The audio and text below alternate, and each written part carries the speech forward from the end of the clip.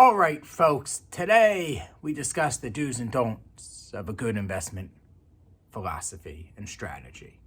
So I have 10, counted 10 do's and don'ts when creating an investment strategy that I think you should listen to. All right, first, you need a philosophy. All too often people wing it, they go by their gut, and although it may be sizable like mine, the reality is you can't. You need a philosophy, you need to stick through it, and that is the most important thing. That's rule number one of a good investment strategy. You need a philosophy. 2, can't live up here. Your investment philosophy must be written down.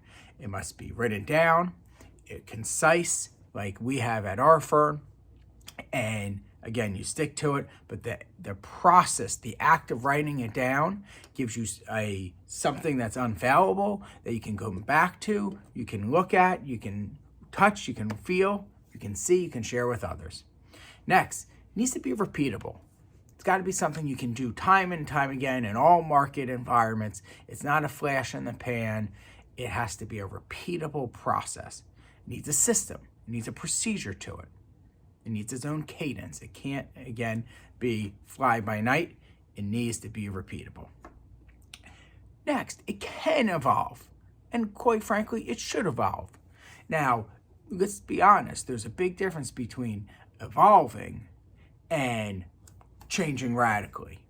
Evolution is slow. I mean, think about, we used to, walk hunched over. An evolution is a slow progression. It's not a pendulum. New products come out, new strategies, new beliefs, and you should take it all in and let it add to your investment philosophy, not shake it up and completely change it. I know our investment philosophy has evolved over time. Next, stick to it. Probably the most important thing. Stick to it. Sometimes it'll be hard, sometimes it'll be easy. Sometimes it'll seem right, sometimes it'll seem wrong. You must stick to it. If you created or entrusted someone to create and instill a investment strategy for you, you stick to it. That's plain and simple. Because if it's well crafted, it'll do its thing and it'll run its course. But changing and flipping and hopping here to here to here to here, every last chance you can't let the investment strategy work. Next, number 6, it doesn't always outperform. What? Crazy. It doesn't always outperform, but it should always outperform. No, it shouldn't. A good investment strategy shouldn't always outperform. How about that? It's critical that it doesn't in all environments, because it's not supposed to be everything for everyone for all times, a good investment strategy. Sometimes you have to ride it down or ride it up, and that's part of the strategy. As long as you have a strategy and a reason why you're staying the course or not making drastic changes, or it's underperforming. We know that XYZ portfolio will underperform because it's always going to have a tilt to growth companies, because we believe in that as its core, for example. And this is just an example. And then when growth companies don't do as well, of course it's not going to underperform. This isn't a reason to change course and say, well, no, I read the tea leaves and those days are done. If it's a long-term investment strategy, stick to it. It won't outperform in all environments. Which gets to my next point, 7. It's continual. It's a continuum. It's not a knee-jerk or compartmentalized process, which again, so it's gonna have its evolution, it's gonna have its ride, but it's a continual process. It's not let's look at it the first 6 months this year and that's what be all and all, that's how we judge how we're investing. It's how do we do over a lifetime of investment, because that's your frame of reference.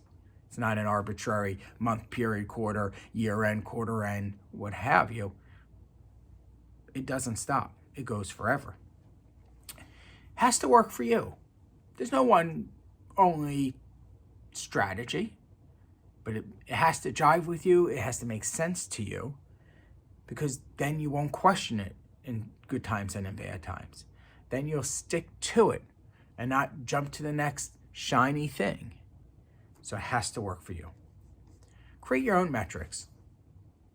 What defines success in your strategy? Is it moderate returns? Is it no downturns? Is it small downturns? Is it wild upside? What's the metric that you're going to judge your success by? My favorite is, do you accomplish your goals? That's, at the end of the day, what we're looking for out of our investments. And finally, my final tip is get outside opinions. So if you've chosen this path, make sure you challenge it. We challenge our investment strategy all the time. We look at contrarian ideas. If you're hardcore right or left, read the other side. Understand.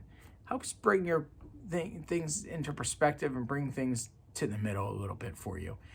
And I find in all aspects of life, I like hearing both sides.